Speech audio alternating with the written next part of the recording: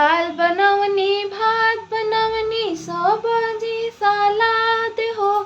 चोखा खाती मरले बारे हमारो भतार हो। चोखा खाती मरले बारे हमारो भतार हो। सास जनली ननद जनली गारी देली हजार हो।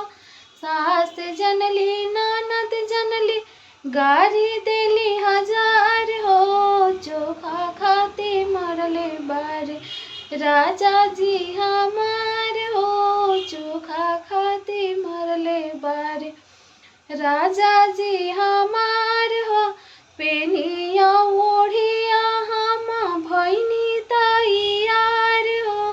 पेनिया ओढ़िया जब चलनी बाजार हो। बाजार में के लोग पूछे ई के हो तोहार हो। बाजार में के लोग पूछे ई के हो तोहार हो। सास जी के बेटा होवे ननदों की भैया हो। इहे माती लगना हुए हमारो भतार हो। इहे माती लगना हुए हमारो भतार हो। गाना कैसा लगा प्लीज़ आप लोग कमेंट करके बताइए जरूर।